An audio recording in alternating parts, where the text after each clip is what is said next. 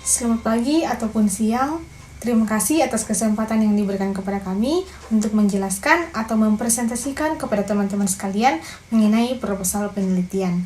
Namun sebelumnya, perkenalkan kami dari kelompok 6 yang beranggotakan saya Dirta Dadin Matandung. Saya John Farel Thomas Soyan. Saya Ponita Sedenrano. Saya Sevlin Amanda Pangsapan. Jadi di slide pertama ini kita akan membahas mengenai pengertian proposal penelitian. Jadi secara umum, proposal adalah rencana kegiatan yang ditulis dalam bentuk rancangan kerja yang akan dilaksanakan. Sedangkan proposal penelitian secara sederhana bisa diartikan sebagai rencana atau pengusulan kegiatan penelitian yang ditulis dalam bentuk rancangan kerja yang akan dilaksanakan dalam penelitian tersebut.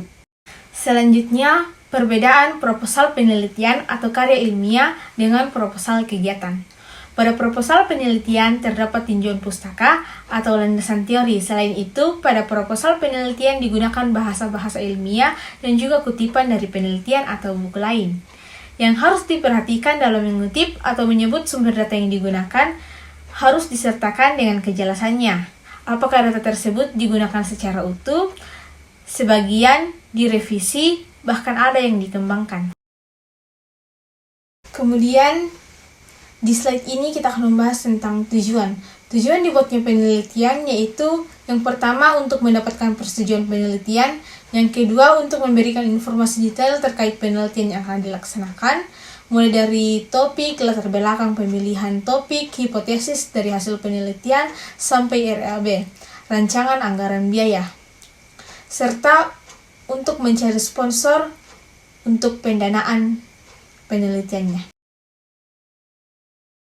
Akan menjelaskan struktur proposal, di mana struktur proposal ini terdiri atas 3 bagian. Yang pertama pendahuluan, yang kedua isi proposal, yang ketiga penutup. Yang pertama pendahuluan.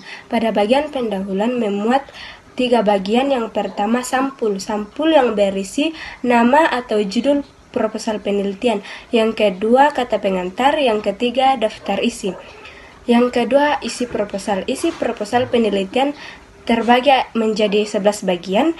Yang pertama latar belakang, yang kedua tujuan, yang ketiga rumusan masalah, yang keempat manfaat atau tujuan penelitian, yang kelima sasaran dan ruang lingkup atau batasan penelitian, yang keenam landasan atau tinjauan pustaka, yang ketujuh metode penelitian, yang kedelapan jadwal pelaksanaan kegiatan atau penelitian mencangkup waktu dan tempat, yang ke-9 pihak-pihak yang terlibat dalam pengajuan proposal, yang ke-10 rincian dari kegiatan, yang ke-11 anggaran dari kegiatan.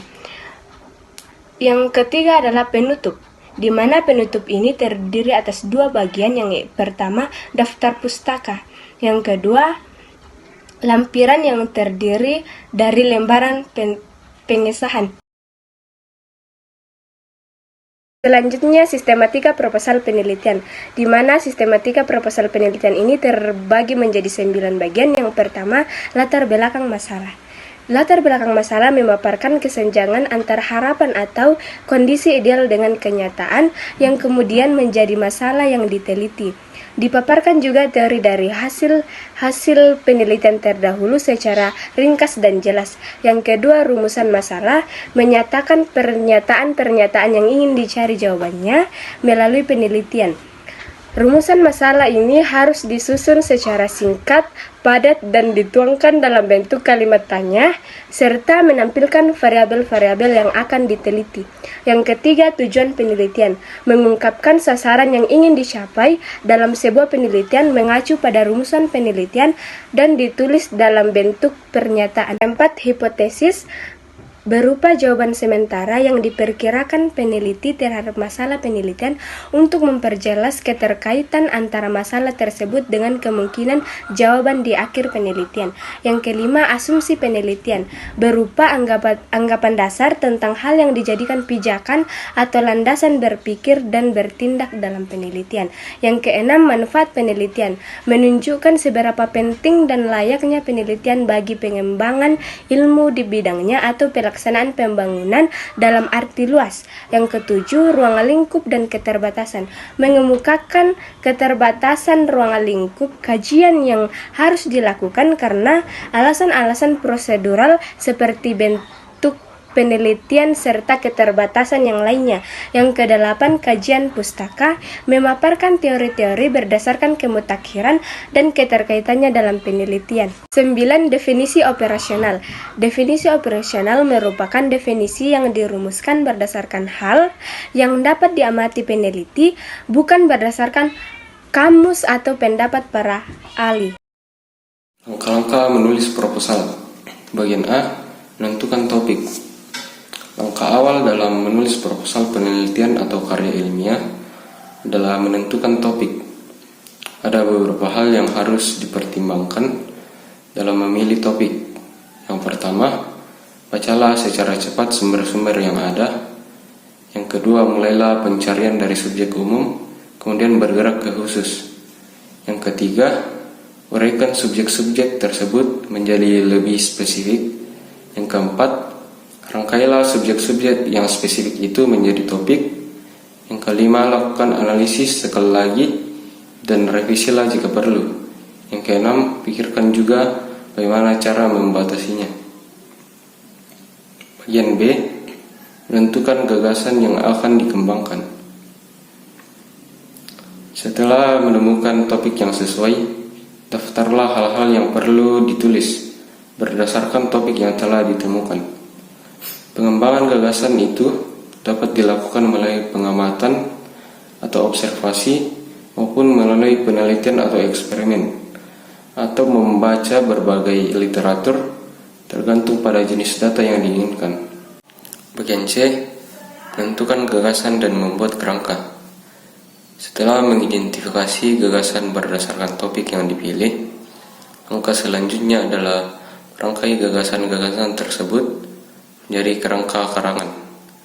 Dengan kerangka karangan, pekerjaan menulis akan lebih rapi dan terarah. Bagian D, mengembangkan kerangka menjadi karya tulis. Setelah kerangka jadi, kembangkanlah kerangka tersebut menjadi sebuah karya tulis. Setiap gagasan yang ada pada kerangka karangan merupakan gagasan inti. Untuk itu, harus dikembangkan dengan beberapa gagasan penjelas, sehingga setiap gagasan tersebut dapat membentuk satu paragraf. Kebahasaan proposal kegiatan. Kaidah kebahasaan proposal yang pertama, pernyataan argumentatif. Kalimat argumentatif ini berisikan pendapat dari pihak pengaju proposal.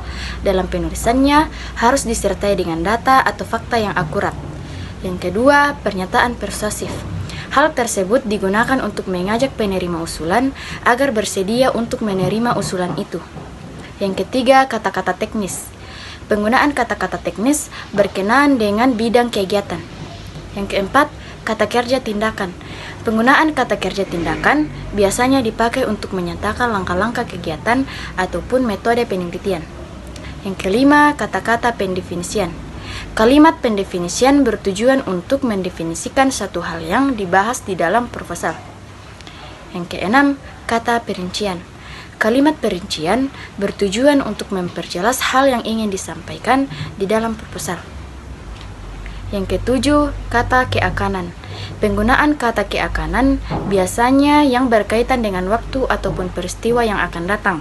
Misalnya saja kata akan direncanakan, diharapkan, dan lain sebagainya. Dan yang terakhir yaitu kata denotatif.